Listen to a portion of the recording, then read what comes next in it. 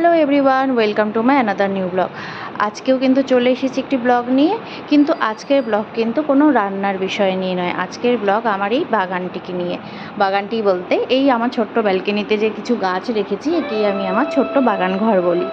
যাই হোক, সো এই গাছগুলোকে কিন্তু আমি খুব যত্ন করি। মানে যখন আমি বাড়িতে থাকি, মানে রোজই আমাকে গাছে জল দিতে হয়। অন্যান্য জায়গায় যেরকম একদিন বাদে বাদে জল দিলেও হয়, কিন্তু হায়দ্রাবাদ একটু ড্রাই এরিয়া, তো রোজই কিন্তু আমি প্রচুর প্রচুর জল দিই। বাট রোজই কিন্তু মাটির গোড়া একদম শক্ত হয়ে যায়, আর এখানকার মাটিও কিন্তু খুব একটা বেশি ভালো নয়। তো যাই হোক, তার জন্য জলটাও আমাকে একটু বেশি করে দিতে হয়। এবার যেটা কথা, সেটা হচ্ছে যে বিষয়টা নিয়ে আজ কথা বলতে এসেছি, সেটা হচ্ছে যখন আমি থাকি না, মানে আমি প্রায়ই ঘুরতে যাই, প্রায়ই বাবার বাড়ি যাই, শ্বশুর বাড়ি যাই, তো সেই সময় এই গাছগুলো পরিচর্যা কে করবে? মানে গাছ তো প্রচণ্ড ভালোবাসি, গাছ ছাড়া আমি থাকতে পারবো না, কিন্তু গাছ রাখতে হলেও আমার অ্যাবসেন্টে গাছগুলোকেও তো পরিচর্যা করতে হবে, তখন কে করবে? আগে কি করতাম, করিডরে রেখে যেতাম, ওয়াচম্যানকে বলে যেতাম বা পাশের কাউকে বলে যেতাম গাছে জল দিয়ে দিও, কিন্তু বলতেও না দ্বিধাবোধ হয়।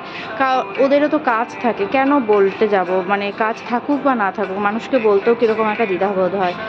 তারপরে ইউটিউব ঘেটে ঘেটে দেখলাম যে বাড়িতে যখন থাকবো না, কিভাবে গাছে এই জল দেওয়ার ব্যবস্থাটা করা যায়। তো ইউটিউব ঘেটে আমি একটি পুরনো পদ্ধতি অ্যাপ্লাই করে করে যেতাম, যেটা আমি অনেক দিনই ভেবেছিলাম যে তোমাদের সাথে শেয়ার করব, তো করা হয়নি। তো আজকে ভাবলাম, আজকে আরেকটি জিনিস আমি দেখেছি, তো দেখা মাত্রই সেই কিটটা আমি অর্ডার করি।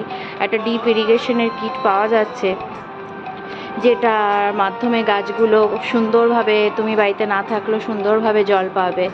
তো সেটা দেখে আমি অর্ডার করে ভাবলাম যে এই এই এটার সাথে সাথে আমি পুরনো যে পদ্ধতিটা অ্যাপ্লাই করে যাই সেটাও আমি শেয়ার করব। তো এটা খুব ভালো একটা জিনিস। আগে কি হতো, বিভিন্ন বোতল, জলের বোতল, কোল্ড ড্রিঙ্কসের বোতল, এগুলো আমি ফেলতাম না। ঘুরতে যাওয়ার আগ দিয়ে এগুলো সব আমি কালেক্ট করতাম। আর কি করতাম, বোতলটাতে জল ভরতাম আর বোতলের মুখটা লাগিয়ে একটা ছুরির মাধ্যমে বোতলের মুখটা একটু ফাটিয়ে গাছের মধ্যে উল্টো করে পুঁতে দিয়ে যেতাম। এতে কি হতো, অল্প অল্প করে গাছ জল পেত। আর মাঝে মধ্যে আবার কি হতো, মাটিটা দিয়ে হয়তো গাছের ওই ফুটোটা যে করেছিলাম সেটা হয়তো মুখটা বন্ধ হয়ে গাছ কিন্তু জল পেত না। বাট এই কিটটার মধ্যে কি আছে, এই যে সরু চোঙের মতো করা, একে মুখের মধ্যে লাগিয়ে দিয়ে ব্যাস মাটির মধ্যে পুঁতে দিলেই হলো। আর এই যে একটা নলটা আছে, এটা কিন্তু খুব ভালো একটা জিনিস। মানে এতে স্পিড বাড়ানো কমানো যায় জলের। মানে তুমি যদি দুদিনের জন্য লাগাও, তাহলে স্পিডটা তুমি তোমার মতো করে দিয়ে যাবে। আমি যেহেতু বেশি দিনের জন্য থাকবো না এবার, তো আমি স্পিডটা কমিয়ে দিয়ে গেছিলাম। তো তাই ভাবলাম যে জিনিসটা তো ভালোই, দেখা যাক এবার বাড়ি গিয়ে কতগুলো গাছ আমার বেঁচে থাকে। এর আগেও আমি এই পদ্ধতিগুলো অ্যাপ্লাই করে গিয়েছিলাম। একবার আমি 1 মাস 10 দিনের মতো ছিলাম না, এবং আমি ফিরে এসে, আমার প্রায় 43টার মতো গাছ ছিল সেই সময়।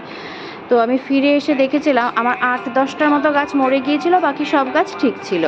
8-10টার মতো মরে যাওয়ার কারণও ছিল ওই বোতলের মুখ মাটি দিয়ে বন্ধ হয়ে গিয়েছিল, সে জল পায়নি সেই গাছটি।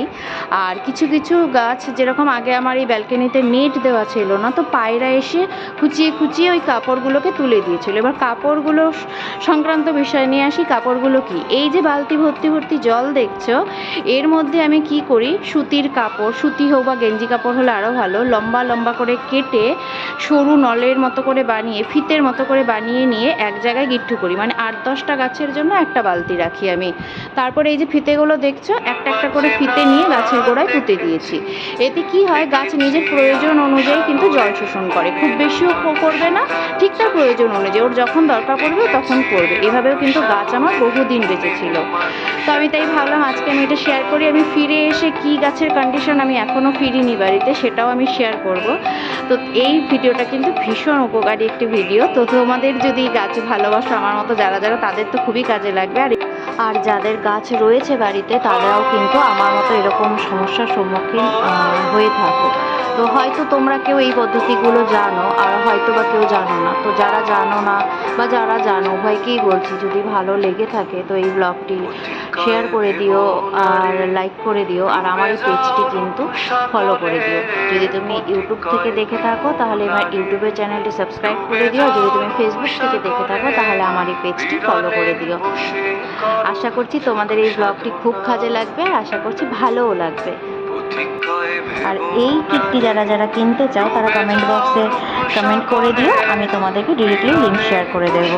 ভালো থাকবে, সুস্থ থাকবে, আবার দেখা হবে নতুন কোনো ব্লগ নিয়ে।